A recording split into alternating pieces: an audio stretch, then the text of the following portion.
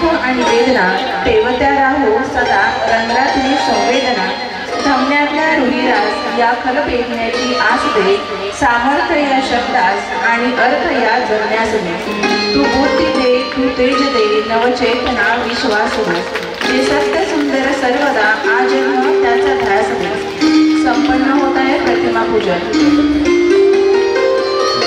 आरोग्य धनसंपदा शत्रुबुद्धी विनाशाय दीपक ज्योती नमस्ते जगात जागवावा व त्यातून आजच्या जगाला स्नेहाचा प्रकाश मिळावा व आशेचा किरण दिसावा म्हणून तमसोमा ज्योतिर्गमय म्हणत मान्यवर दीप प्रज्वलन करत आहे।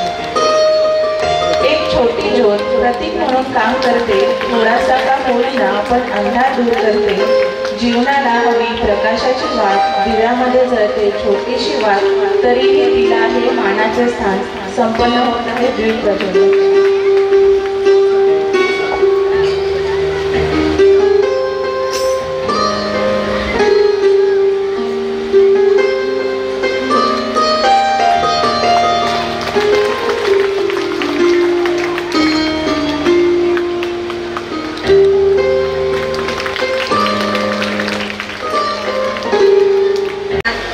सर्वांचे स्वागत करत आहे। आज आपण आपल्या शाळेच्या वार्षिक स्नेह संमेलन व पारितोषिक वितरण कार्यक्रमासाठी जमलो आहोत। या कार्यक्रमाचे प्रमुख पाहुणे म्हणून माननीय श्री सुभाष कवडे सर ज्येष्ठ साहित्यिक भिलवडी तसेच कार्यक्रमाचे अध्यक्ष माननीय श्री संपतराव फाळके संस्थापक लक्ष्मी नागरी पतसंस्था पलूस तसेच पलूस शिक्षण प्रसारक मंडळाचे अध्यक्ष माननीय श्री रामचंद्र पाटील भाऊ संस्थेचे सचिव माननीय श्री धोंडीराम शिंदे सर संस्थेचे सदस्य माननीय श्री अजित पाटील सर लकी विद्या मंदिरचे मुख्याध्यापक माननीय श्री सावंत सर व उपमुख्याध्यापिका माननीय सौ कुलकर्णी मॅडम तसेच इंग्लिश मीडियमच्या मुख्याध्यापिका सौ पाटील मॅडम संस्थेचे पदाधिकारी आणि संकुलाचे विविध पदाधिकारी शिक्षक बंधू भगिनींनो आणि विद्यार्थी मित्रमैत्रिणींनो आपल्या सर्वांचे सहर्ष स्वागत। त्या रोपट्याचे आज वटवृक्षामध्ये रूपांतर झाले आहे। आपल्यापैकी प्रत्येकाकडे काही ना काही चांगले गुण असतात। त्या गुणांचा विकास करणे हे बालविकास व बालसंस्कार मंदिराचे कर्तव्य आहे। कारण ही गुणी मुले म्हणजे उद्याचा आदर्श भारत आहे। वेगवेगळ्या स्पर्धा आणि क्रीडा क्षेत्रात तुम्ही जे यश मिळवले त्या यशाने लगेच हुरळून जाऊ नका कारण ही तर सुरुवात आहे। अजून मोठा पल्ला तुम्हाला गाठावयाचा आहे। तुम्हा सर्व मुला मुलींचे मी कौतुक करते आणि या पुढील काळातही तुम्ही मोठे यश मिळवा नाव कमवा आणि देशासाठी समाजासाठी तुमच्या सेवेचा लाभ होऊ द्या। तुमच्यात जे जे चांगले आहे ते तुम्ही या बालवयात घेऊन जा। तुम्हाला सर्वांना भावी आयुष्यासाठी मी शुभेच्छा देते आणि इथे माझे प्रास्ताविक थांबवते। जय हिंद जय महाराष्ट्र। पलूस शिक्षण प्रसारक मंडळाच्या बालविकास व बालसंस्कार मंदिरच्या वार्षिक पारितोषिक वितरण समारंभाचा औचित्य साधून आपण सर्वजण या ठिकाणी एकत्र जमलो आहोत। विद्यार्थ्यांनी वर्षभर मिळवलेल्या यशाचं गुणांचं कौतुक करण्याची वेळ म्हणजेच आजचा हा वार्षिक पारितोषिक वितरण समारंभाचा कार्यक्रम। आजच्या कार्यक्रमासाठी आपल्याला लाभलेले प्रमुख अतिथी व कार्यक्रमाचे अध्यक्ष या आदरणीय व्यक्तींची मी थोडक्यात ओळख करून देते।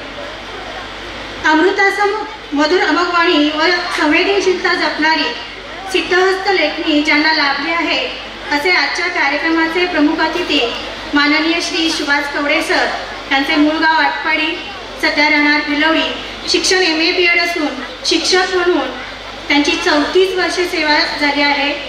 गेली 45 वर्षे ते साहित्य चळवळीत सहभाग व सातत्याने लेखन करीत आलेले आहेत। शिवार माती निरंजन हे कविता संग्रह, गंमत गाणी हा बालकविता संग्रह, प्रकाशाची बेटे हा गद्यलेख संग्रह, अधोरेखित ललित लेख संग्रह, श्यामशाही पुस्तकातील संस्काधन यांचे संकलन इत्यादी साहित्य त्यांचे प्रकाशित झालेले आहे।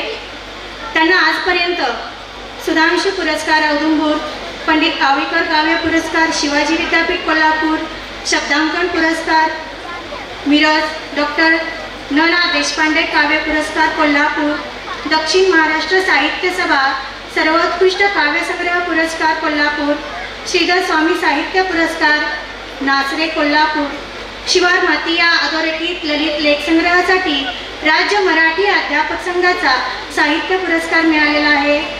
शब्दोत्सव 2021 अधोरेखित पुस्तकास उत्कृष्ट वाङ्मय पुरस्कार, या शिवलेखन पुरस्कार, मराठी अध्यापक संघ जिल्हा शिक्षक पुरस्कार, जिल्हा परिषद सांगली आदर्श शिक्षक पुरस्कार, दादा नाईक गुणवत्ता अध्यापक पुरस्कार, पतनराव कदम फाउंडेशन कोल्हापूर आदर्श शिक्षक पुरस्कार, शिक्षक भूषण पुरस्कार, आविष्कार ग्रुप कोल्हापूर इत्यादी पुरस्कारांनी त्यांना सन्मानित करण्यात आलेले आहे. यादी खूप मोठी आहे, मी थोडक्यात ओळख करून देते. त्यांनी कराडमध्ये झालेले बालकुमार साहित्य संमेलन व औदुंबर कवी संमेलन यामध्ये अध्यक्षपद भूषवलेले आहे. तसेच अनेक व्याख्याने कवी संमेलन यांचेही अध्यक्षपद त्यांनी भूषवलेले आहे. ते भिलवडी शिक्षण संस्था भिलवडीचे माजी कार्यवाह आहेत.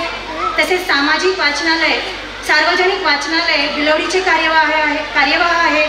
गेली 20 वर्ष नियमितपणे त्यांचे पूज्य साने गुरुजी संस्कार केंद्र भिलवडी येथे सुरू आहे.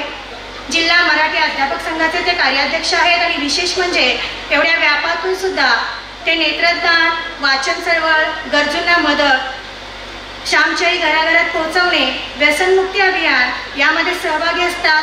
असे हे माननीय श्री सुभाष कवडे सर हे आपल्याला आजच्या कार्यक्रमासाठी अतिथी म्हणून लाभलेले आहेत. हे आपल्या सर्वांचं भाग्यच म्हणावं लागेल. यानंतर आजच्या कार्यक्रमाचे अध्यक्ष माननीय श्री संपत फाळके सर हे लक्ष्मी नागरी पतसंस्था पलूसचे संस्थापक आहेत आणि सामाजिक कार्यामध्ये ते सतत अग्रेसर असतात. विविध शाळांमध्ये ते प्रत्येक वर्षी मुलांसाठी शालेय साहित्य, वह्या, पुस्तके, गणवेश इत्यादी मदत करत असतात. असे आजच्या कार्यक्रमाचे आदरणीय पाहुणे आणि कार्यक्रमाचे अध्यक्ष या सर्वांचं मी मनापासून स्वागत करते. व्यासपीठावर उपस्थित असणारे इतर सर्व मान्यवर यांचंही पुनश्च मी मनस्वी स्वागत करते आणि माझं परिचयाचं काम थांबविते. धन्यवाद.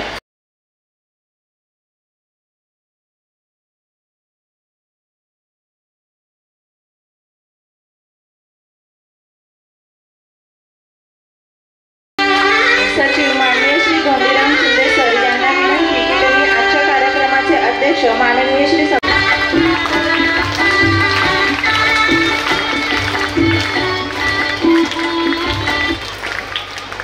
जाधव मॅडम यांना विनंती की त्यांनी माननीय श्री रामचंद्र पाटील भाऊ यांचा सत्कार करावा. गडवीर मॅडम यांना विनंती की त्यांनी सचिव धोंडीराम शिंदे सर यांचा सत्कार करावा. पाटील मॅडम यांना विनंती की त्यांनी माननीय श्री अजित पाटील सर यांचा आणि लक्ष्मणराव किर्लोस्कर विद्यामंदिराचे मुख्याध्यापक सावंत सर यांचा सत्कार करावा. विनंती की त्यांनी इंग्लिश मीडियमच्या मुख्याध्यापिका जयमाला पाटील मॅडम यांचा सत्कार करावा. मुख्याध्यापिका कुलकर्णी मॅडम यांचा सत्कार करावा. जाधव मॅडम यांना विनंती की त्यांनी सरांच्या हस्ते सरांचा सत्कार होतो. धन्यवाद सर. गुणवत्तापूर्ण शिक्षण संस्था म्हणून ज्या काही मोजक्या संस्थांचा उल्लेख केला जातो त्याच्यामध्ये अग्रक्रमानं नाव घेणारी आपली ही पलूस शिक्षण प्रसारक संस्था आहे. त्या संस्थेचे सन्माननीय अध्यक्ष पाटील साहेब, या कार्यक्रमाचे अध्यक्ष आणि पलूसमधलं एक सामाजिक भान असणारं व्यक्तिमत्व फाळके सर, विद्यार्थी, पालक, शिक्षक या सगळ्यांना बरोबर घेऊन संस्थेचा गाडा किंवा संस्थेचा कारभार यशस्वीपणे चालवणारे या संस्थेचे सचिव माननीय शिंदे सर, मी एवढ्यासाठी त्यांच्याविषयी 2-3 शब्द वापरले सर, कारण मी सुद्धा एका संस्थेचं सलग 15 वर्षे सचिवपद भूषवलं आणि ते काय काम असतं सगळ्यांना बरोबर घेऊन पुढे जायचं त्याचा मला चांगला अनुभव असल्यामुळे मला तुमच्याविषयी खूप या ठिकाणी आदर वाटतो आहे. या आपल्या बालविकासच्या मुख्याध्यापिका जाधव मॅडम, लकी विद्यामंदिरच्या प्रशालेचे मुख्याध्यापक माननीय सावंत सर, उपमुख्याध्यापिका, इंग्रजी विभागाच्या मुख्याध्यापिका, संस्थेचे कार्यकारिणी सदस्य माननीय पाटील साहेब, सर्व विभागातून इथं उपस्थित असलेले माझे सर्व शिक्षक बंधू भगिनी, या प्रशालेच्या सर्व शिक्षिका बंधू भगिनी, संगीत शिक्षक, खूप छान वातावरण निर्मिती केलीत आपण. जुन्या काळामध्ये आम्हाला नेलं एकदम, मुलांना ते लक्षात येणार नाही. आणि मुलांचे आई बाबा, माझ्याकडे लक्ष आहे सर्वांचं. इकडे तिकडे थोडा वेळ फक्त बघू नका, फक्त माझ्याकडेच लक्ष द्या. प्रत्यक्ष सुरुवात करण्यापूर्वी माझ्या मनोगताला आपण एक ठिकाणी छोटासा एक खेळ खेळूया अगोदर. तो खेळ याच्यासाठी आहे मुलींनो, मुलांनो, की तुमचं लक्ष माझ्याकडे आहे का याची मी परीक्षा घेणार आहे. आणि जो बरोबर मी सांगेल तशी कृती करणार नाही, तो समजायचं की हा विद्यार्थी, हा मुलगा मुलगी माझ्याकडे त्याचं लक्ष नाही. चुकायचं नाही. शेवटच्या मुलाला ऐकू येत आहे इकडं. आता असा हात करा, दोन्ही ठेवा. हा, आता बघा कसा खेळ आहे. मी आता मानेच्या वरचे जे आपले अवयव आहेत, उदाहरणार्थ डोळा आहे, नाक आहे, तोंड आहे, कान आहे, डोकं आहे, असं मी म्हटल्याबरोबर निवांतपणे माझ्याकडे लक्ष देत ते तो अवयव थोपटायचा. असं मी सांगितलंय का? नाही. चुकायचं का? नाही. हा, चला सुरू. डोकं, कान. आता इथून पुढे मी काही सांगेन, तुम्ही त्या अवयवालाच थोपटायचं. बरोबर?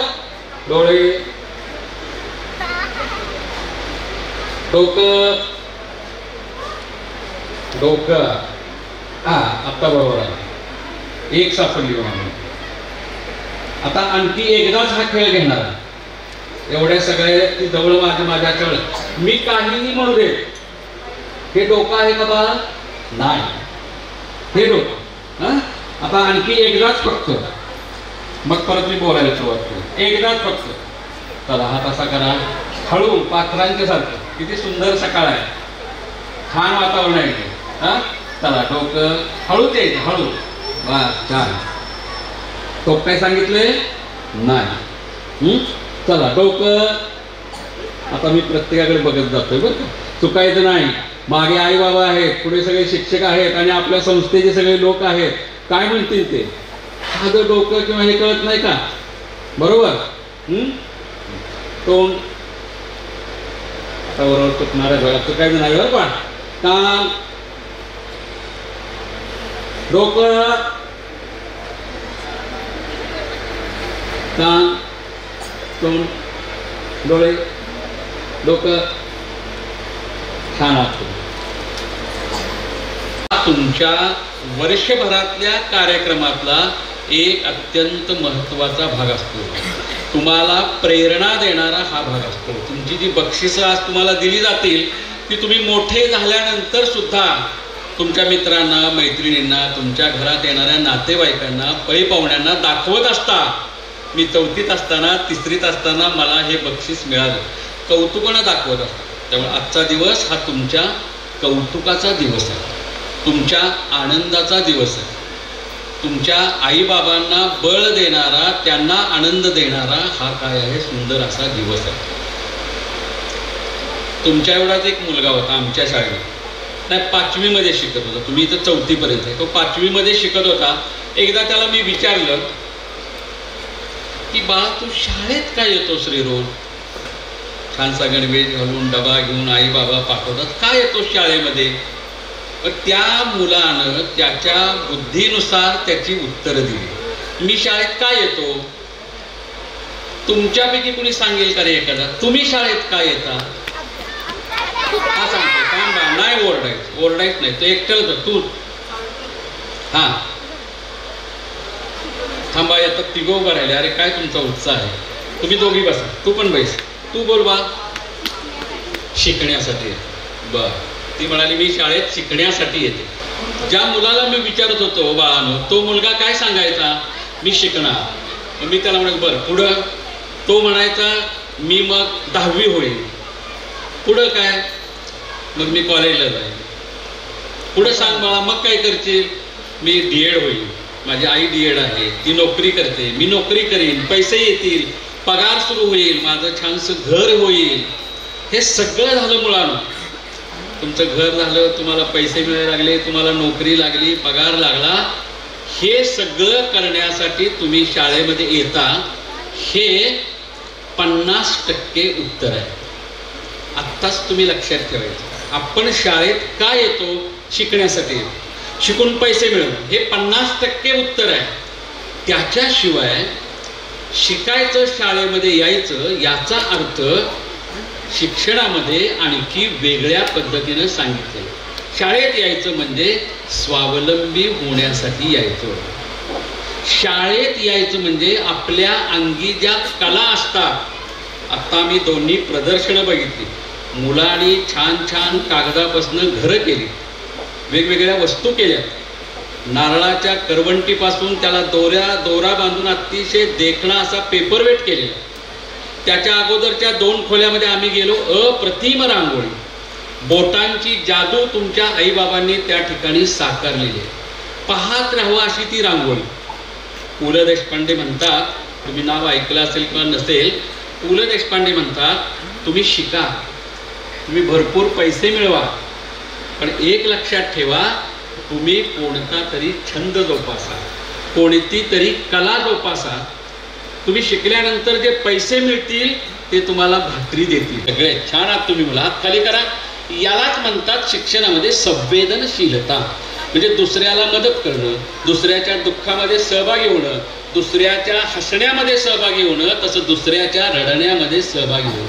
म्हणून उत्तम शिक्षण त्याला म्हणतात जे मुलांना हसवतं, जे मुलांना आनंद देतं. त्याच्याशिवाय ज्या शिक्षणामुळे मुलांच्या डोळ्यामध्ये अश्रू येतात, मुलं रडतात, दुसऱ्यांच्या दुःखाने रडतात, असं ते शिक्षण असतं. आणि सगळ्यात एक वाक्य लक्षात ठेवण्यासाठी सांगतो, शिकणे याचा अर्थ उत्तम माणूस बनणे. काय वाक्य सांगितले मी? शिकणे याचा अर्थ उत्तम माणूस बनणे. मग याच्यासाठी तुमची पाठ्यपुस्तकं आहेत, तुमच्या कविता आहेत, तुमच्या पाठ्यपुस्तकाचे धडे आहेत, ते वाचता तुम्ही, त्याच्यावरती परीक्षा देता, तुम्हाला मार्क्स मिळतात, गुण मिळतात. पण त्या मार्क्समध्ये सुद्धा, गुणांच्या मध्ये सुद्धा तुमचे संस्कार दडलेले असतात. आता उदाहरणार्थ हे तुमचं मैदान आहे. या मैदानावरती 4थीतल्या एका मुलाला, ज्याला 3री मध्ये असताना 95% गुण मिळाले होते. किती गुण मिळाले होते? आणि त्याला एक 10 रुपयाचं नाणं सापडलं, पिवळं सापडलं इथे. तो मुलगा काय करेल रे? किंवा तुम्ही काय कराल सांगा? एकाने हात तू सांग बघू, काय करणार? अरे वा, काय वाला, काय मुलं सांगतात की मग मी ते 10 रुपये खिशात ठेवून गावात जाऊन मग काहीतरी आईस्क्रीम मजा वगैरे. मग त्याला मिळालेले 95% मार्क हे कमी आहे, हे उपयोगाचे नाही. ज्या गुणांच्या मधनं तुमच्यावरती संस्कार होतात, प्रामाणिकपणा, ज्येष्ठांचा आदर राखणं, आई वडिलांना रोज सकाळी नमस्कार करणं. आता खरं न सांगता तुमचे आई बाबा कुणाचे मागे बसलेले आहेत, खरं सांगायचं, सकाळी उठल्यानंतर आईला नमस्कार कोण करतं? अरे आता टीचर बघा, तुमच्या वर्गातल्या मुलांनी हात वर केले, हात खाली करा. सर्वांनी ते शिक्षण खरं. आपल्या आईला, आपल्या बाबांना, आपल्या आजोबांना सकाळी आंघोळ झाल्यानंतर काय करावा? नमस्कार करावा. याच्यासाठी आपण शाळेत येतो, याच्यासाठी आपलं शिक्षण असतं. आणि हे करण्यासाठी आता मी दुसरी गोष्ट तुम्हाला सांगतो. तुमच्या दप्तरामध्ये पुस्तकं असतात का ना, धड्यांची, कवितेची, इतिहासाची, त्याच्या बरोबरीनं तुम्ही तुमच्या आई बाबांच्या जवळ आम्हाला पाठ्यपुस्तकं सोडून एखादं छानसं पुस्तक वाचायला द्या, असा आईच्या जवळ हट्ट धरायचा. वाढदिवस कुणाचा साजरा होतो रे? सगळे वर हात करणं, मला खात्री आहे. सगळे हात वर, खाली हात करा.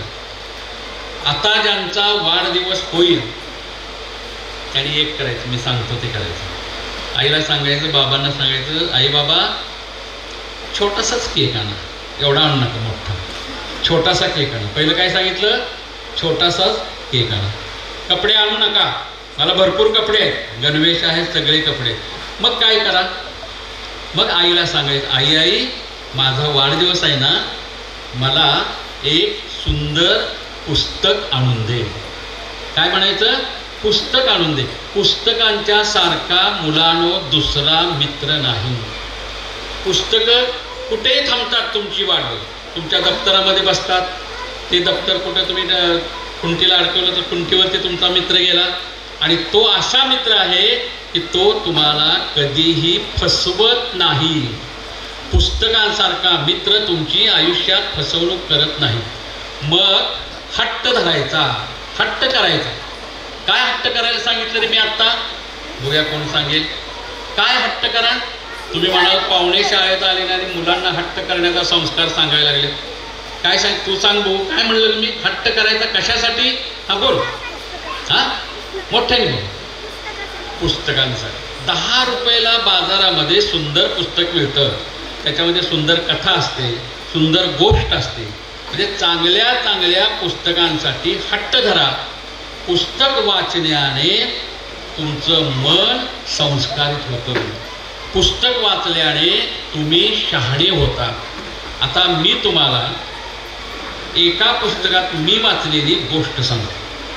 केरळमधली ही गोष्ट आहे. एक मासेमारी करणाऱ्या माणसाचं कुटुंब आहे. रोज समुद्रात जायचं, मासेमारी करायची आणि घरी यायचं.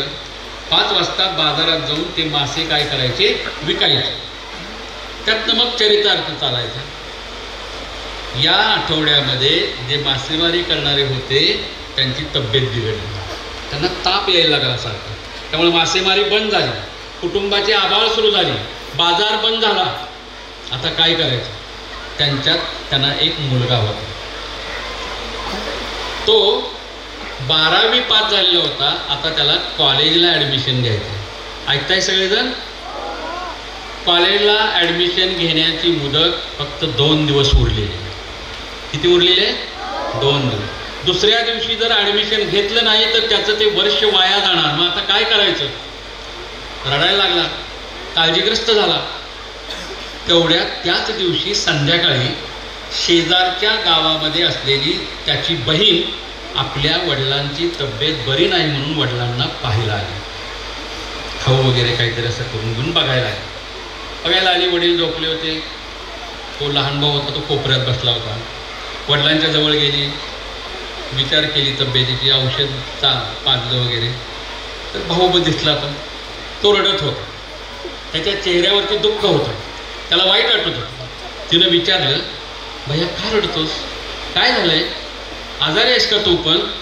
त्यानं सांगितलं, नाही ग ताई, उद्या माझ्या कॉलेजमध्ये प्रवेश घेण्याची शेवटची तारीख आहे आणि उद्या जर मी पैसे भरून प्रवेश घेतला नाही तर माझं कदाचित वर्ष वाया जाईल. मला गोष्ट तुम्हाला कळत असेल, काळजीपूर्वक ऐका. ती लग्न झालेली होती. तिनं आपल्या गळ्यातलं मंगळसूत्र काढलं. मंगळसूत्र कळतं? सौभाग्य अलंकार लग्न झालेल्या महिला घालतात. ते काढलं आणि त्याच्या समोर धरलं. असं तो लहान भाऊ 12वी झालेला, म्हणजे थोडं थोडं कळत असेल. त्याला सांगितलं, बाजारात जा, हा सौभाग्य अलंकार विकून टाक, ह्याच्यातनं पैसे येतील, त्या पैशातनं तू उद्या तुझ्या कॉलेजचा प्रवेश घे. त्याला खूप भीती वाटली. बहिणीच्या गळ्यातला सौभाग्य अलंकार विकायचा आणि महाविद्यालयात प्रवेश घ्यायचा. त्यानं हात मागे घेतला. नाही ताई, होणार नाही, तसं कधीही होणार नाही, मी ते करणार नाही.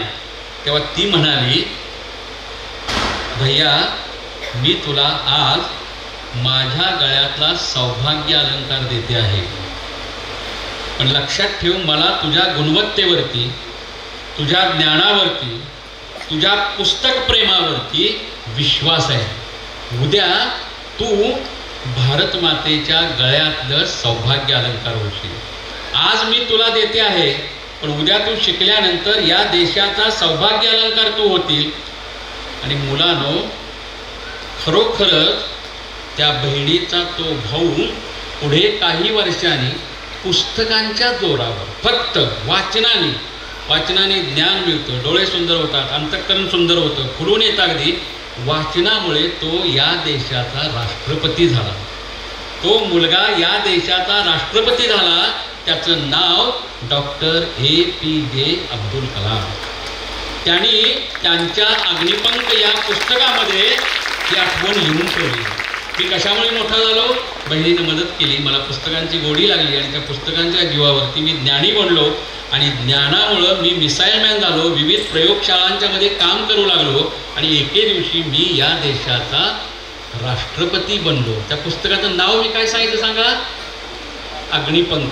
तुम्ही लहानात मुलांनो, तुमच्या पटकन लक्षात येणार नाही, पण माझ्या आईना बाबांना हे सगळे लक्षात येते. हे मुलांच्या मनामध्ये चिवकाऊसारखं भरवावं लागतं. हेच वय आहे मुलांचं, मुलींचं, की त्यांना अशा सुंदर सुंदर गोष्टी सांगून वाढदिवसाच्या वेळेला चांगली कपडे त्यांच्या हातात देत असताना त्या कपड्याच्या घडीमध्ये एखादं सुंदर पुस्तक घालून जर या मुलांच्या हातात दिलं तर उद्या ही मुलं ज्ञानी होतील, शहाणी होतील, संस्कारक्षम होतील. आणि आयांना सांगतो, तुमच्याकडे कितीही पैसे असू देत, तुमचा बँक बॅलन्स कितीही मोठा असू देत, तुमची बँकेमध्ये खाती किती पण असू देत, पण ही मुलं जर संस्कारक्षम झाली नाहीत तर तो तुमचा बॅलन्स तुम्हाला कधीही दगा देऊ शकतो. म्हणून एक लक्षात ठेवायचं, शिक्षण फक्त मार्क्स नव्हेत बाळा, फक्त गुण नव्हेत, तर चांगलं काम करणं, चांगलं करायचं म्हणजे शिकणं. आता बघा, मी मुलांना म्हणजे कसं अवघड आहे गणित बघा, ह्यांना विचारतो, आपण आज एखादं चांगलं काम कोणतं करू शकतो रे? तुम्हाला काही सांगता येईल? हे करणं म्हणजे चांगलं. मुलं विचारात पडली, प्रश्न आहे हे करणं म्हणजे चांगलं, पटकन त्यांना सांगता येत नाही. काय केल्यानंतर चांगलं? बरं थांबा, एखादं वाईट सांगता येईल का रे तुम्हाला? अमुक करणं म्हणजे अत्यंत वाईट, नाही करायचं कधी, सांगता येईल का रे? घाबरू नका, तुम्ही माझ्याकडे बघा, सर बाई तुम्हाला काय बोलणार नाही. हे करणं म्हणजे वाईट आहे. खरं तर मला विचारणं सुद्धा वाईट वाटतं, काय करणं म्हणजे वाईट आहे रे? मी सांगतो ना तुम्हाला, आता इथं मला सोडलं, धक्काबुक्की करणं वाईट आहे, धक्काबुक्की करत असताना शिवी देणं वाईट आहे, आईला उलटं बोलणं वाईट आहे. हे सगळे वाईट काम. तसं चांगलं एखादं सांगा की हे, हा बरोबर सांग, मोठ्याने मम्मी मारते का तू? सांगतो मम्मीला आता, सांगा बघा आणखी, हे कर, हा मागे सांग मोठ्याने सांग. छान, गुड, टाळ्या वाजवते. तिने सांगितलं, इथून गेल्यानंतर आईंना आणि बाबांना, नीट बाईस मांडी घाल, आई हे चांगलं आहे, मांडी घालून बसणं चांगलं आहे, बरोबर आहे की नाही? आई आणि बाबांना कामामध्ये काय करणं? मदत करणं. तुम्हाला सांगितलं काम की तुम्ही प्रत्येक वेळी म्हणता मला अभ्यास आहे, मला अमुक करायचं, तसं नाही करायचं. आईनं सांगितलेलं काम हे देवाचं काम असतं. मी तुम्हाला पुढे गोष्ट सांगणारच आहे. तर चांगलं करणं म्हणजे शिकणं, चांगलं वाचणं म्हणजे शिकणं, चांगलं बोलणं म्हणजे शिकणं. आपण सहजासहजी बोलत असताना एखाद्याचं मन दुखावेल असं बोलतो, त्याला काहीतरी नको ती शिवी देतो. मैदानावरती आम्ही ऐकतो, आम्हाला खूप वाईट वाटतं. आणि मग अशा वेळेला आम्हाला डॉक्टर APJ अब्दुल कलाम आठवतात. त्यांचं कुठलं पुस्तक मी सांगितलं रे तुम्हाला आत्ता? काय म्हणलं नाव त्याचं? बरोबर सांगा. अग्निपंख. बरोबर, तिथल्या समूहाने सांगितलं अग्निपंख. हे थोडंसं कठीण पुस्तक आहे. आता मी त्याच्या खालच्या पण तुम्हाला समजेल अशा एका पुस्तकाचा तुम्हाला परिचय करून देतो. ते पुस्तक म्हणजे शिक्षण क्षेत्रातली एक भगवद्गीता. त्या पुस्तकाचं नाव आहे साने गुरुजींनी लिहिलेली श्यामची आई. हे नाव कुणी कुणी तुम्ही ऐकलंय? हात वर करा बघा. मी श्यामची आई पुस्तक हे नाव ऐकलंय, हात खाली.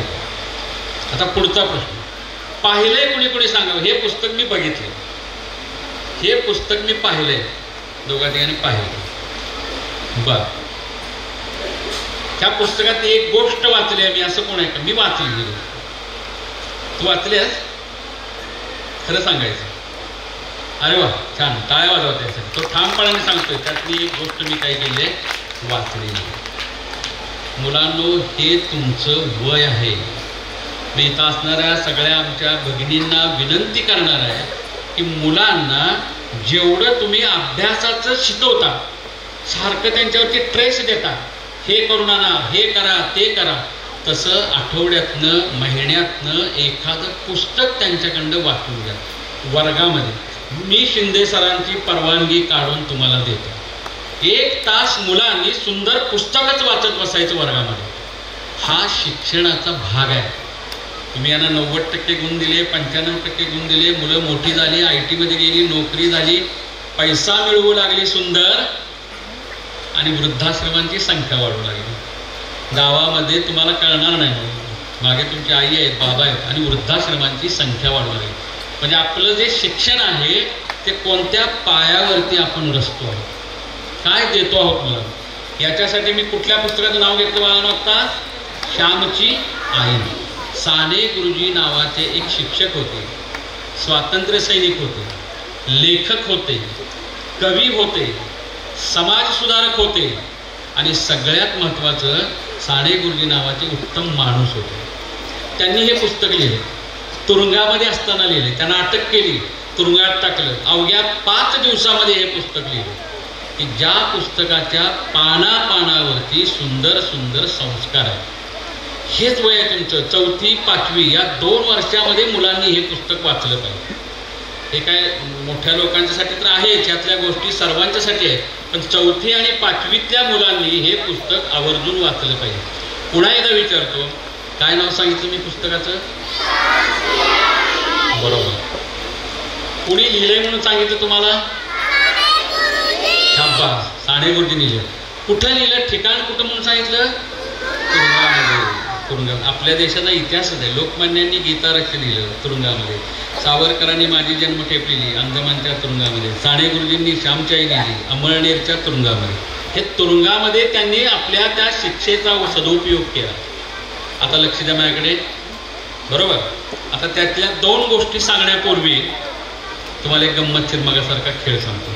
आवडणार तुम्हाला? पण तुम्ही माझ्याकडे लक्ष देत नाही ना, तेवढं खेळापुरतं लक्ष देत आहे आणि परत आपापसात बोलताय. असा हात करा. आता हिवाळा आहे तरी पण आपण पाऊस पाडायचा, आणि तो असा पाऊस पाडायचा आहे की दुष्काळी भागातनं पाऊस बघत बघत घ्यायचा. आटपाडीकडनं आमच्या गावात असा हात केला, एक बोट करा असं, एकाच बोटाने या तळव्यावरती असं मारायचं. मी सांगितल्यानंतर आत्ता नाही, तो थोडा थोडा थोडा पाऊस सुरू होईल. लक्ष झालं? चला सुरू करा. ठेक्या तालात जरा जरा आवाज येतो. पाऊस पडायला लागलाय थोडा, आपल्या दुष्काळातला पाऊस आहे. 2 बोट बरोबर, थोडा भिवगाटापर्यंत आला. 3 बोट बरोबर, पुढं मागं नाही करायचं. एकदम तालामध्ये झालं पाहिजे, एकदम तालामध्ये. सावकाश माझ्या बरोबर. 4 बोट, 4 बोट. माझ्या लक्ष. 5 बोट. बरोबर नाही.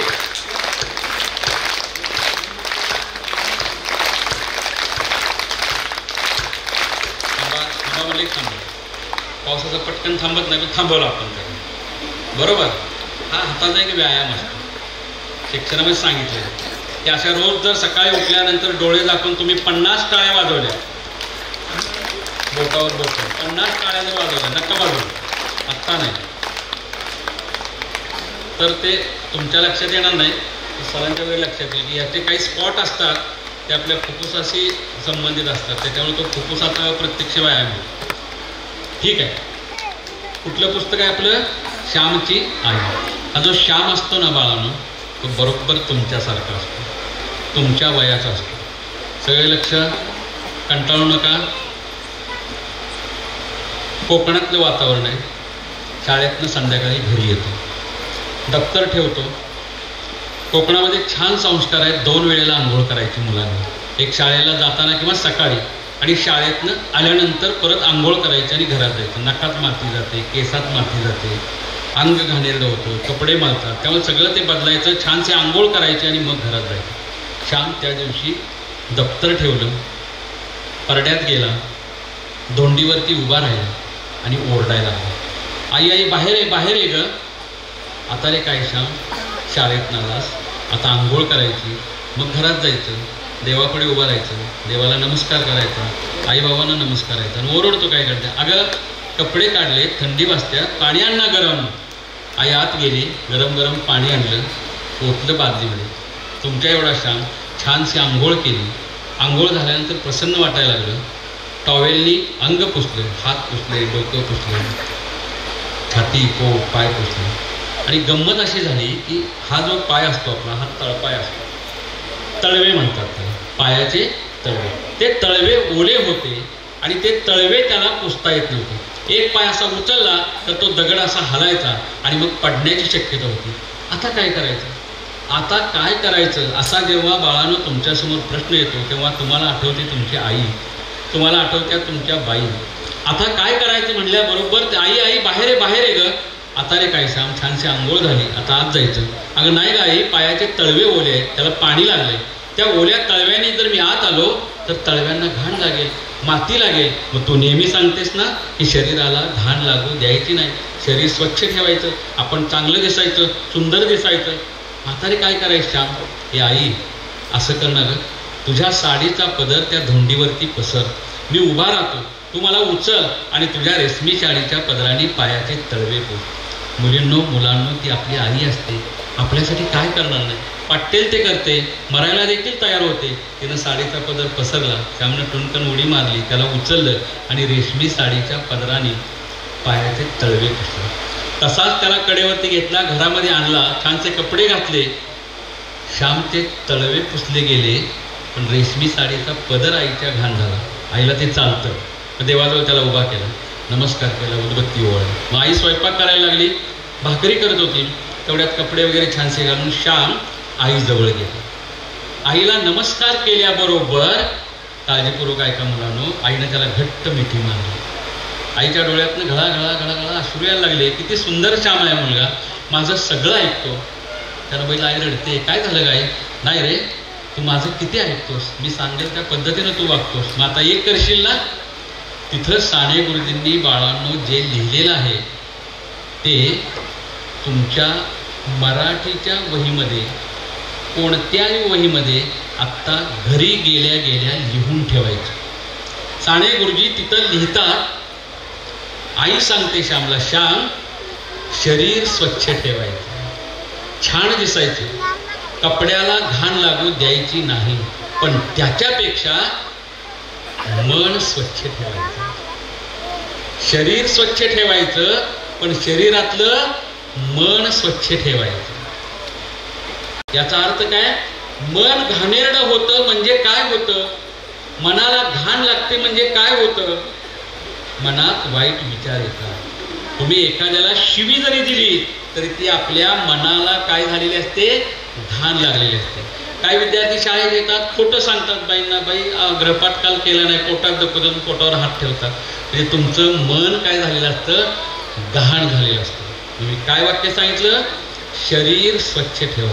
किती छान दिसतात तुम्ही सगळेजण सकाळच्या प्रसन्न वेळी, पण मनाचं काय, मन सुद्धा तसंच सुंदर असलं पाहिजे. काय वाक्य सांगितलं मी, हात वर करून तिथं येऊन कोण सांगेल बघूया बरं. परत एकदा मी सांगतो वाटल्यास, शरीर स्वच्छ ठेवा, पण त्याच्याही पेक्षा काय म्हणलं मी, मन स्वच्छ ठेवा. म्हणजे सुंदर निर्मळ, शिवी द्यायची नाही, खोटं बोलायचं नाही, कुणाचं वाईट चिंतायचं नाही, आईला उलटं बोलायचं नाही, बाईंचा आदर राखायचा, रस्त्याने चालताना छानसं व्यवस्थित चालायचं. हे सगळं आपल्या सुंदर मनाची लक्षण आहे. शरीर स्वच्छ ठेवा. त्याच्यामध्ये कसं आहे, दिसणे आणि असणे असे 2 शब्द आहेत. दिसणे, तुम्ही मला दिसतात कसे आहात, मी पण तुम्हाला दिसतोय, पण मी कसा आहे, माझं मन सुंदर आहे का, हे दिसत नाही. हे दिसतं आपल्या कृतीमधनं. वर्गात कसे बसता, दंगा करता का, एकाग्र राहता का, ह्याच्यावरनं तुमचं मन सुंदर आहे असं आम्ही ओळखतो, शिक्षक ओळखतो. मी काय सांगितलं, शरीर स्वच्छ ठेवा पण शरीरापेक्षा मन स्वच्छ ठेवा. सुंदर दिसा, चांगले दिसा, केस वगैरे छान, कपडे वगैरे, पण सुंदर असा. दिसणे आणि असणे, सुंदर दिसा त्याच्याबरोबर सुंदर असा. एकदा श्यामच्या घरी पाहुणे येतात बरं का. रात्र होते, पाहुण्यांना जायचं असतं, कडत बस चुकते, मुक्काम करायला लागतो, जेवण वगैरे होतात, कोट असतो पाहुण्यांच्या अंगावरती, झोपण्याच्या खोलीमध्ये जातात. आता झोपायचं, मुक्काम पडला, नाही जाईल, सकाळी ज्या वेळेला बस असेल त्यावेळेला जायचं. कोट काढतात, खुंटीला अडकवतात. झोपण्यापूर्वी माणसाची एक स्वाभाविक प्रवृत्ती असते की आपल्या खिशात काय काय आहे ते आहे का बघून झोपायचं.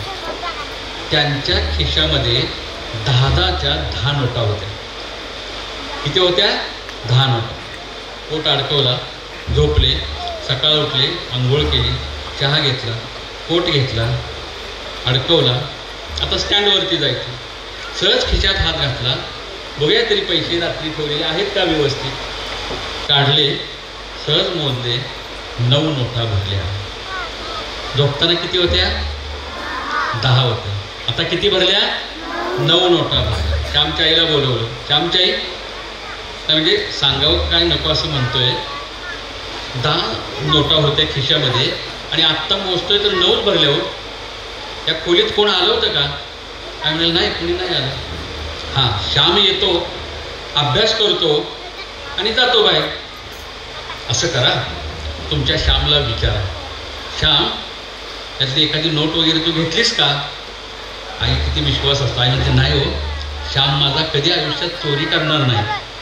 तरी पण मी त्याला विचारते. पाहुणे जातात, बस जाते, तेवढ्यात या दोघांचं बोलणं बाहेर पडवीत अभ्यास करत बसलेला श्याम ऐकतो आणि पळत येतो आणि आईला मिठी मारतो. आई, आई, तुझा किती माझ्यावरती विश्वास आहे. तू पाहुण्यांना म्हणालीस माझा श्याम चोरी नाही करणार हो, पण आई तुला सांगतो 10 रुपयाची चोरी मी केली का आई? मी पाहुण्यांच्या खिशातनं 1 नोट घेतली का आई? आईनं बरोबर त्याला एक जोरात अशी कानाखाली गालावरती दिली. गाल लाल झाले, रडायला लागला तो. पुन्हा आईने त्याला पाठीत बुक्क्या मारल्या. आई मार, मला कितीही मार, पण मी चोरी केली का आई? एक 5 मिनिटानं आईचा राग शांत होतो, कारण ती आई असते. मुलानं चूक जरी केली तरी त्याला मारल्यानंतर आईला पश्चाताप होतो.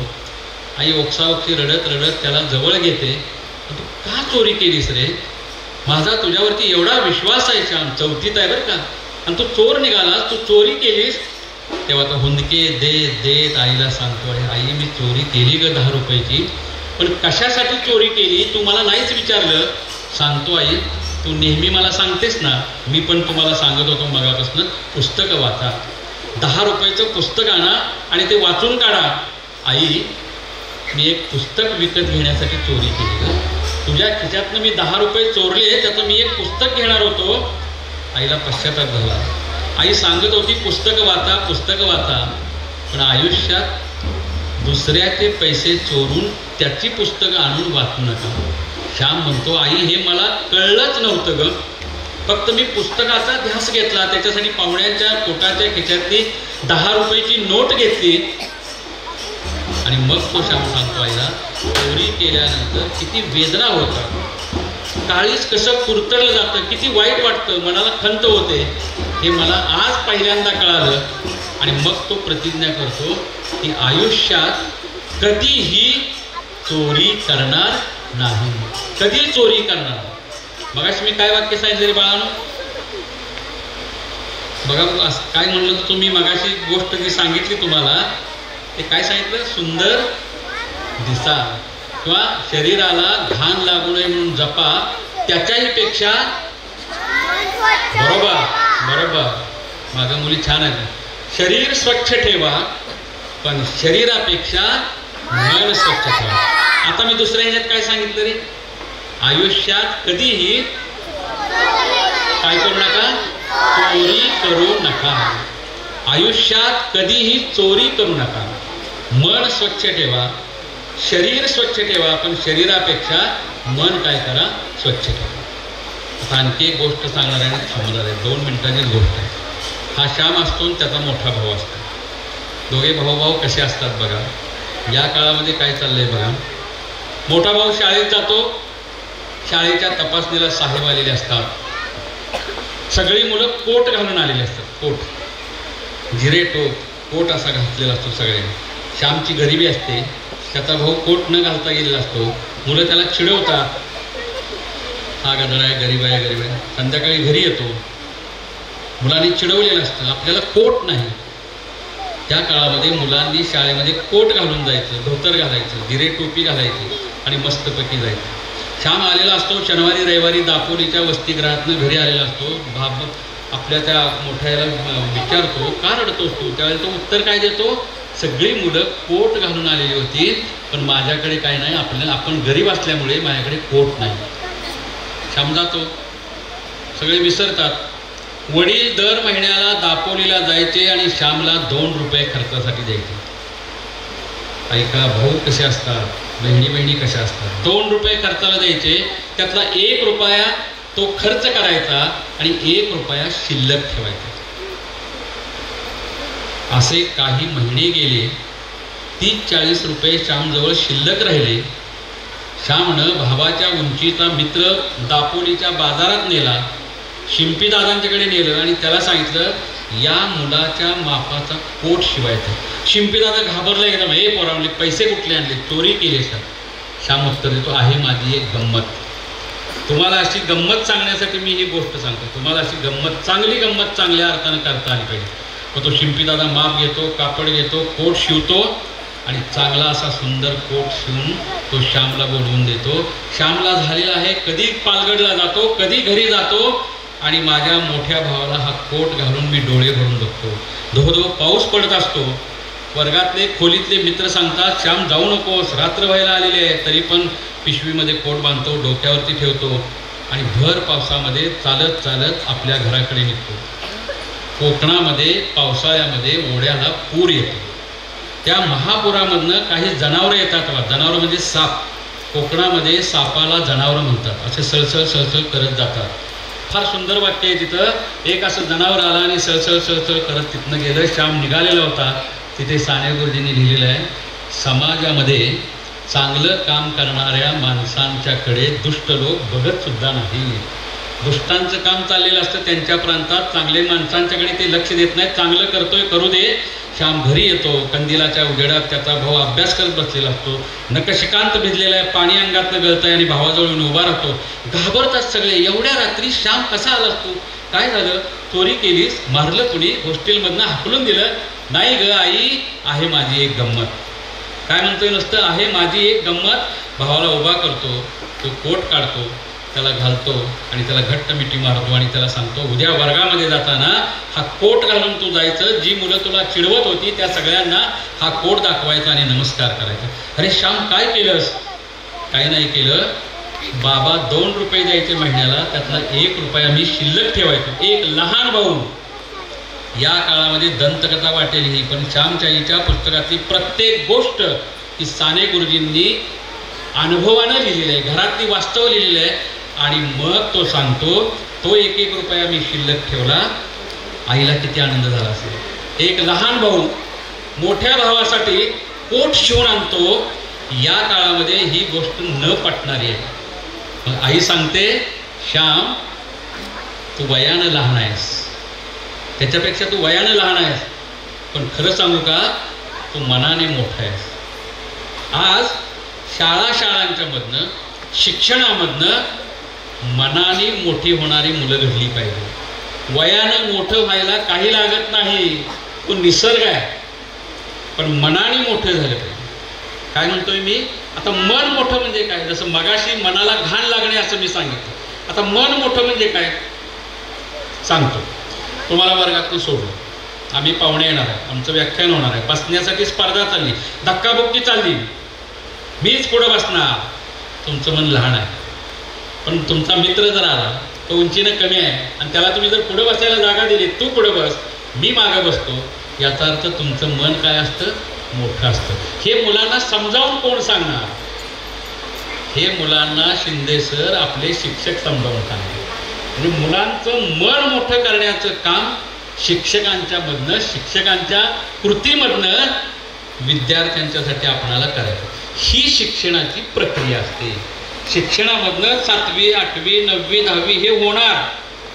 आता तर शासनाचंच तसं आहे, कुणाला नापास करूच नका, जाऊ दे सगळे वरती, कुणाला नापास करू नका. पण त्याच्याबरोबर जे संस्कार आहेत, म्हणून आम्ही नेहमी सांगत असतो, मुलांना मार्कवान बनवा, गुणवान बनवा, पण त्याच्यापेक्षा त्यांच्या आयुष्यामध्ये संस्काराची पेरणी करा. संस्कार म्हणजे आईच्या कृतीतनं येतात, बाबांच्या कृतीतनं येतात आणि शिक्षकांच्या कृतीमधनं येतात, शिक्षकांच्या आचरणामधनं येतात. एक बालवाडीतली मुलगी मी शाळेमध्ये असताना 9-10 वर्षापूर्वी वर्गात आली, दप्तर ठेवलं, रडायला लागली. रडतच बसली. 1 तास झाला, 1.5 तास झाला, रडायची थांबेना. इथं आई आहेत, बाबा आहेत, म्हणून मी मुद्दाम हा प्रसंग सांगतो. रडायचंच थांबेना मुलगी ती. तिला जवळ घेतलं, विचारलं का रडतेस, तर ती हुंकून हुंकून रडायला लागली. मग तिला थोडं आम्ही दाखवलं, तुला चॉकलेट देतो, तू कारण सांग, तू का रडतेस. मग तिनं जे रडत रडत उत्तर दिलं ते ऐका काळजी. ती म्हणाली, 2 दिवस झाले माझे आई बाबा घरामध्ये भांडतायत, एकमेकांना रागावून बोलतायत. आई 2 दिवस झालं जेवली नाही, मला आज आईची आठवण झाली म्हणून मला रडू यायला. ताबडतोब मी शिपाई काकांना बोलवलं. त्या मुलीचं तू कुठं राहतेस विचारलं. शिपाई काकांना घरी पाठवलं आणि आज शाळा सुटेपर्यंत तुमच्या दोघांच्यापैकी कुणीही शाळेत मला येऊन भेटायचं. आले त्याप्रमाणे, आई आली नेहमीप्रमाणे, काय बाबांना वेळ नसतो म्हणे, आई आली नेहमीप्रमाणे. आणि काय झालं, तुमची मुलगी आल्यापासून रडते, बोलत नाही, आज तिचं लक्ष नाही. तिनं उत्तर दिलं तुम्ही भांडतात. तेव्हा आईला पटलं ते आणि आईने सांगितलं, इथून पुढं आमच्या घरामध्ये मुलांच्या समक्ष असं वर्तन होणार नाही. घर ही पहिली शाळा असते मुलांची. आई हा पहिला शिक्षक असतो मुलांचा. तिथंच जर वातावरण बिघडलं, तिथंच गाडी जर खडखडली तर या मुलांच्या कोवळ्या मनावरती परिणाम होतात आणि त्याचा शिक्षणावरती परिणाम होतो. घर म्हणजे प्रस्तावना असते. म्हणून घरातलं वातावरण प्रसन्न असलं पाहिजे. आपल्या चिमुकल्यांच्या समोर सुंदर संस्कार, सुंदर वातावरण, अध्यात्माचं काहीतरी असं घरातलं वातावरण असलं पाहिजे. अगदीच अपरिहार्यामुळं एकमेकांचे रुसवे फुगवे असतील तर ते या चिमुकल्यांच्या मनाला इजा होईल, त्यांचं मन दुखावे, त्यांच्या कोवळ्या मनावरती काही वाईट संस्कार होतील, अशा पद्धतीनं ते व्यक्त करू नका. म्हणून शिक्षण प्रक्रियेमध्ये शिक्षकांच्या इतकंच बाळांच्या आईबाबांचं, आजी आजोबांचं फार महत्त्व असतं. कारण म्हणून मी म्हटलं, आई हा पहिला गुरु आहे, पहिली शिक्षिका आहे.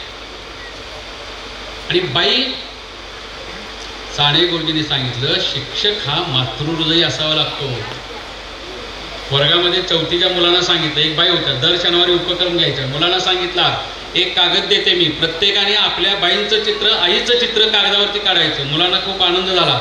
मुलं सगळी आईला आठवायची, आईचे केस, आईची साडी कागदावरती काढायची. एक मुलगी होती, ती बाईंच्याकडे बघायची आणि चित्र काढायची, बाईंच्याकडे बघायची, चित्र काढायची. बाईंनी तिला बोलवलं आणि विचारलं, अगं मी आईचं चित्र काढायला सांगितलंय, सगळी मुलं आईला डोळ्यासमोर आणतायत आणि चित्र काढतायत, तू माझ्याकडे बघून काय करते. तेव्हा त्या मुलीने उत्तर दिलं की बाई, तुमच्यामध्ये मला माझी आई दिसते, म्हणून मी तुम्ही आईचं चित्र काढायला सांगितलं, म्हणून मी तुमचंच चित्र काढते.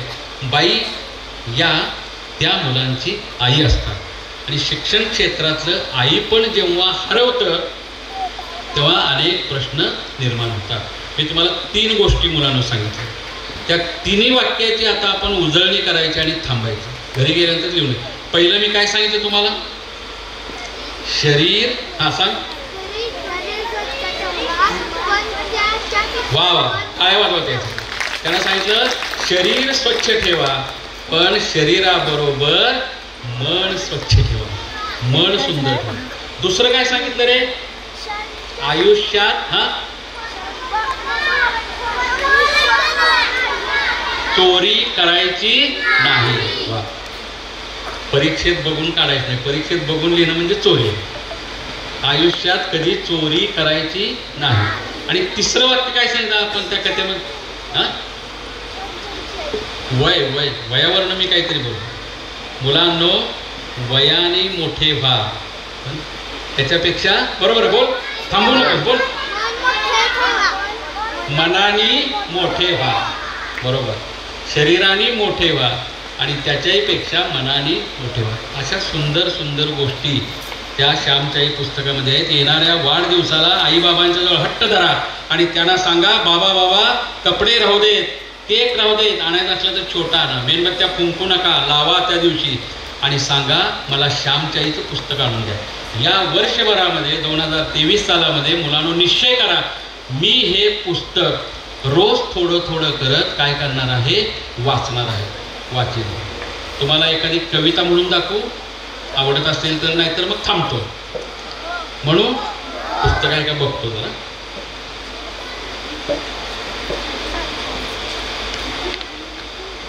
हा, हे माझंच पुस्तक आहे. पुस्तकाचं नाव आहे हिरवी हिरवी झाडे.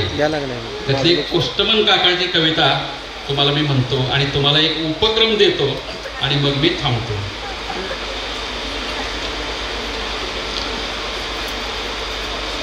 पोस्टमन काका आता घरी का हो येत नाही. पूर्वी टपाल म्हणून पोस्टमन काका यायचे आणि टपाल टाकायचे. हा मुलगा काय म्हणतो यातला, पोस्टमन काका आता घरी का हो येत नाही, टपाल म्हणून मोठ्याने आरोळी का देत नाही. मोबाईल आल्यामुळे निरोप आता मिळतो. सगळं टपालानं जे लिहायचं ते आता मोबाईलवरनं सांगतात.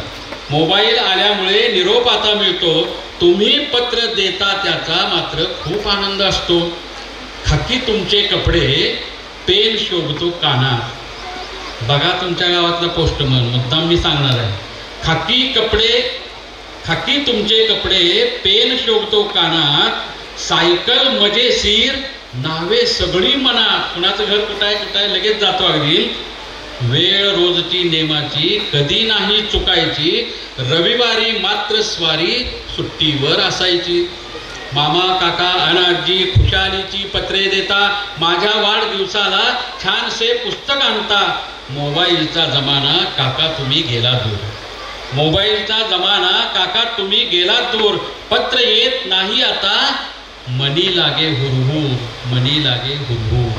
म्हणून तुम्हाला मी एक उपक्रम देतो.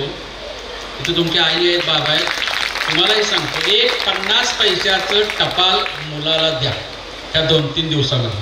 आणि तुम्ही तुमच्या बाईंना किंवा तुमच्या संस्थेचे सचिव शिंदे सरांना किंवा तुमच्या मामांना एक पत्र लिहायचं.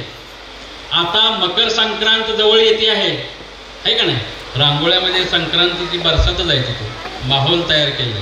तर ते पत्र संक्रांतीच्या गोड गोड शुभेच्छा, तिळगुळ घ्या, गोड बोला. आणि आपण जे 3 वाक्य दिली ना, वयाने मोठे व्हा, मनाने मोठे व्हा, मन स्वच्छ ठेवा, त्यातलं एखादं वाक्य त्या पत्रामध्ये लिहायचं, पत्ता लिहायचा आणि ते आपल्या घरातल्या मोठ्या कुणाला तरी घेऊन पोस्टामध्ये टाकायचं. काय करायचं सांगितलं, 50 पैशाचं पत्र आणायचं. हे संस्कार इतिहास जमा झाले. खूप वाईट वाटतं. मुलांना लिहिण्याचा साधना, लिहिण्याचा सराव, नाती जोडणं, सणांची माहिती, हे सगळं त्यातनं होते. काय करायचं म्हणून सांगितलं, 50 पैशाचं टपाल आणायचं, ते बाईंना मामांना कुणालाही लिहायचं, संक्रांतीच्या शुभेच्छा द्यायच्या, पत्ता लिहायचा व्यवस्थित आणि ते पोस्टामध्ये काय करायचं, टाकायचं. पोस्ट माहीत आहे पलूचं कुठं आहे? नाही, सगळे अवघड प्रश्न आहेत. वाचनालय गावातलं कुठं आहे म्हणलं, कॉलेजच्या मुलांना सुद्धा माहिती. आपल्या बिलवडीचं वाचनालय कुठं आहे, पलूचं वाचनालय कुठं आहे, कुणाचं. वाचन दारिद्र्य हे सगळ्या प्रश्नांचं मूळ आहे. ठीक आहे, असू दे, एवढं कराल तुम्ही. तुम्हाला येणाऱ्या मकर संक्रांतीच्या हार्दिक हार्दिक शुभेच्छा. तुम्हाला मी 2-3 गोष्टी सांगितल्या. बाई मला इथं आल्यानंतर जाधवबाई म्हणल्या, मुलांच्यासाठी पाहुणा शोधणं फार अवघड आहे. तसं मुलांच्यासाठी सगळ्यांना एकत्र करून बोलणं किती अवघड असेल, फार कठीण असते. त्यांचं भावविश्व, बालविश्व वेगळं आहे. त्यांना चित्र आवडतात, त्यांना मातीकाम आवडतं. ऐकणे, श्रवण भक्ती हा शिक्षणातला एक संस्कार आहे, तो दुरावत चालला. तर करणार तो उपक्रम मी चौकशी करू तुमच्या प्रत्येक बाईंना परत आल्यानंतर विचारू तुम्हाला काही मुलांची पत्र आली का म्हणून. कोण कोण करेल हातवर करा. ह्या सगळ्यांचा एक फोटो घ्या. हे सगळ्यांनी सांगितलं आम्ही करणार म्हणून. टपाल आणायचं, ते लिहायचं आणि पाठवायचं पोस्टात, तुमच्याजवळ ठेवायचं नाही. लक्षात आलं. परत एकदा तुम्हाला शुभेच्छा. मला इथं बोलवलं त्याबद्दल मनापासून कृतज्ञता व्यक्त करतो. एका चांगल्या शाळेमध्ये जाण्याची संधी मिळाली.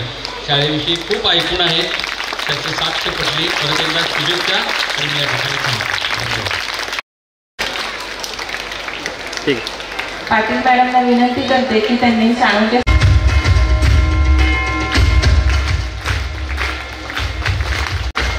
द्वितीय विद्या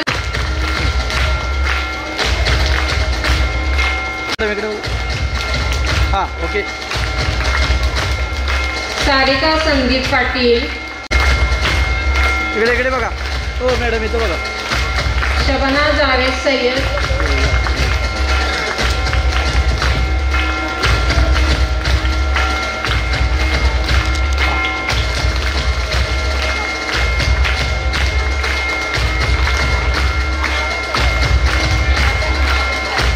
पौष्टिक थाळी यामध्ये शुभांगी श्रीकांत कुंभार प्रथम, मेघा सुधाकर पाटील द्वितीय,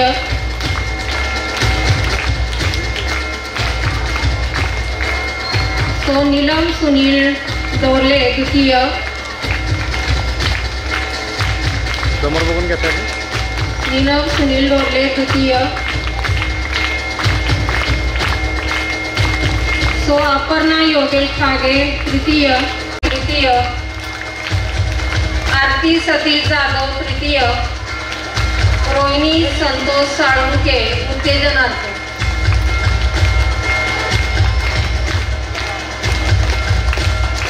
शिंदे प्रथम, अंबिका निलेश कुंभार द्वितीय, सरिता धनंजय पाटील तृतीय,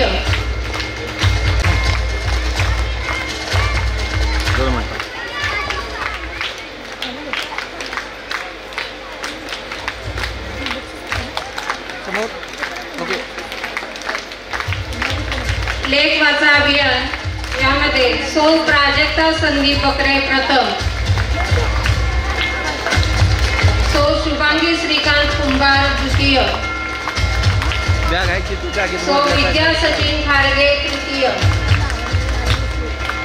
गौरी किरण लोहार उत्तेजनार्थ,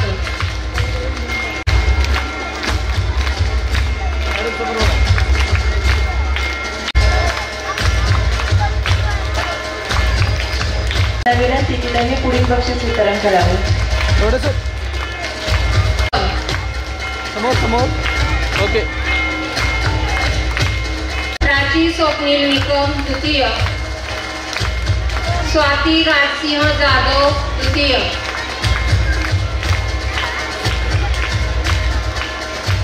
शेफाली रमेश शिंदे तृतीय, नीलम सुनील डोले तृतीय,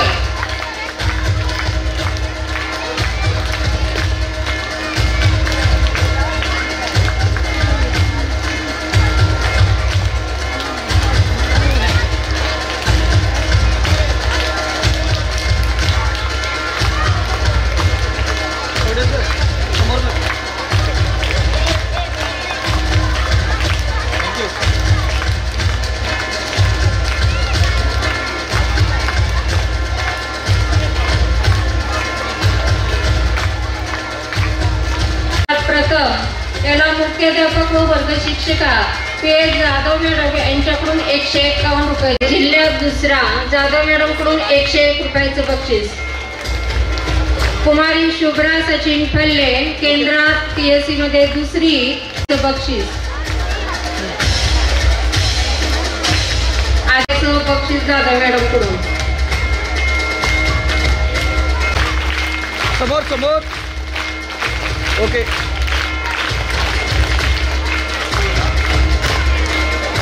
थोडंसं समोर. बक्षीस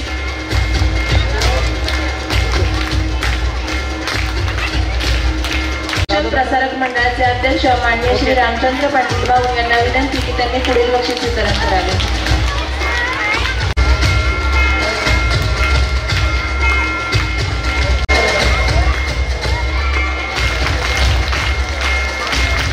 भक्तिगीत द्वितीय, मेहंदी द्वितीय, समजारी, हस्ताक्षर स्पर्धा द्वितीय, स्मरणशक्ती तृतीय, बॉलफेक तृतीय, पाठांतर तृतीय, देवराज देवेंद्र पाटील.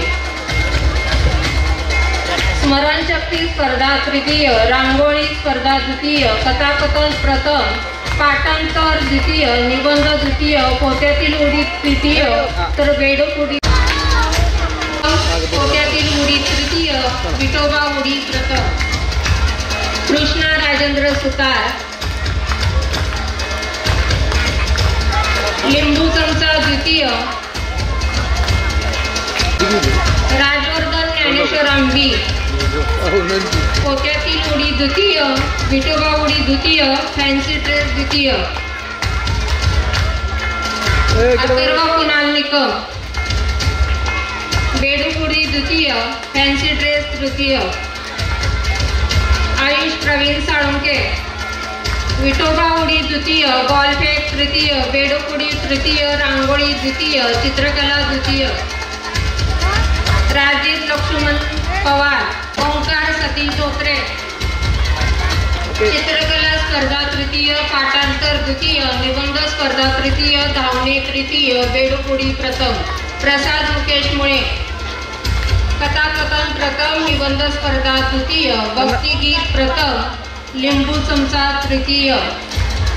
रवींद्र कांबळे. लंगडी स्पर्धा. हे बघा सर तू ए भैया ये इकडे सर जरा बस बघा तुम्ही. हां ओके.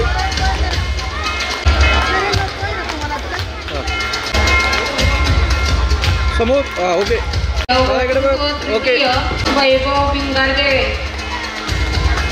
शेख माननीय आद्य तृतीय. थांबल्या थांबल्या बरोबर थांबले. प्रांजल हिम्मतराव पाटील. हस्ताक्षरी मनोहर शिंदे. प्रथम. ओके. दोन.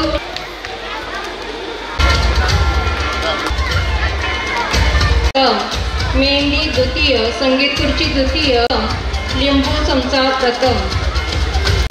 मेहंदी प्रथम, भक्ती उडी प्रथम द्वितीय, लिंबू चमचा प्रथम, विठोबा उडी प्रथम, फॅन्सी ड्रेस घोरपडे.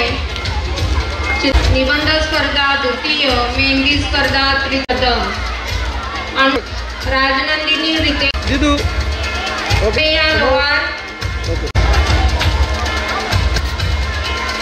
ज्ञानेश्वरी नितीन प्रिय.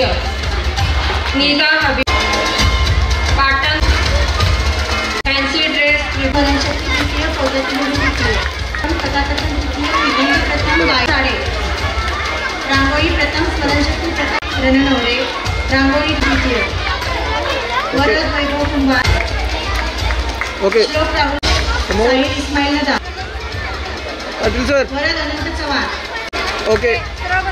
अविराज राज. महेश मोहिते. वक्तृत्व प्रथम, निबंध द्वितीय, लिंबू चमचा. राजवीर अविनाश सावंत. समोर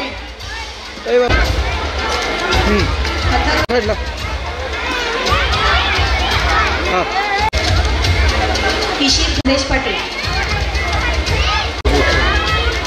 धावणे तृतीय, श्रेयश भरत शिंदे पाटील. लंगी द्वितीय, चेंडूपेठ तृतीय, श्रेयस भरत शिंदे पाटील. श्लोक शिवाजी सांडगे. ए बघा इकडे. चेंडूपेठ द्वितीय, स्वराज प्रकाश देसाई. ओके. श्रीवर्धन किरण गुंडू पाटील.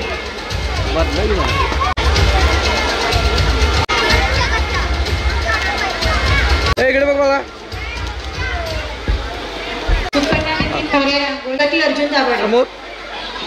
ओके. रांगोळी दिनू. द्वितीय, वक्तृत्व द्वितीय, धावणे प्रथम, पोतू पाटील. ओके अनाया समिती ओके प्रस्ताव राजनंदिनी Thank you. विठ्ठल चव्हाण स्मरणशक्ती प्रथम, गायन प्रथम, संगीत खुर्ची तृतीय, फॅन्सी ड्रेस द्वितीय. दीदी समोर ओके तेजस्विनी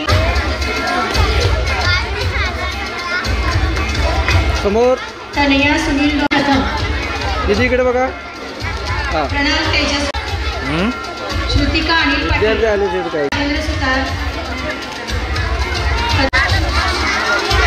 दिया ओके वक्तृत्व द्वितीय, मेहंदी तृतीय, प्रथम, धावणे द्वितीय, लंगडी द्वितीय, लिंबू चमचा द्वितीय, पोत्यातील उडी प्रथम. मयुरी सिद्धलिंग दोडमणी, मानवी शिवाजी पडवळ, राहत अजमुद्दीन मुजावर, गीतांजली सिद्धराम सरगर, श्वेता सुशांत कुंभार, चला श्री उमेश गणगे. बक्षीस वाचन होईल. मी सौ A.S. पाटील मॅडम यांना विनंती. तृतीय ओके धोत्रे, ठीक आहे वक्तृत्व द्वितीय, रांगोळी द्वितीय, श्रावणी प्रदीप जाधव, भक्तिगीत समोर. द्वितीय, लिंबू चमचा ओके. तृतीय, दीदी श्रावणी चौथे, रांगोळी तृतीय, समोर ओके रांगोळी एक मिनिट इकडे समोर बघा खुर्ची द्वितीय, रेडी? स्मरणशक्ती हस्ताक्षर व प्रथम, फॅन्सी ड्रेस लिंबू चमचा प्रथम, दीदी समोर इकडे बघा ओके द्वितीय आवटे,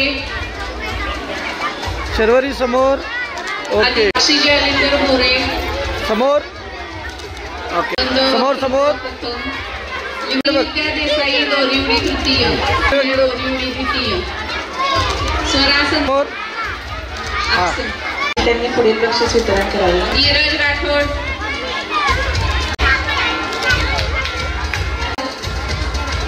ओके आदित्य समोर तृतीय, ओके संदीप समोर बघा. वरद अमोल गोगार, वेदांत ए समोर खुर्ची प्रथम, रांगोळी भैया इकडे ओके इथे इथे इथे भैया वक्तृत्व प्रथम, हस्ताक्षर राम झुमके, ओके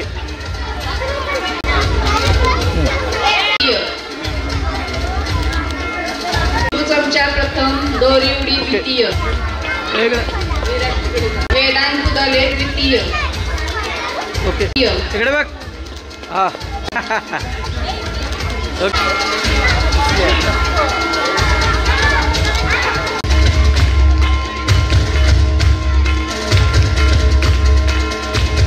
इकडे बघा ओके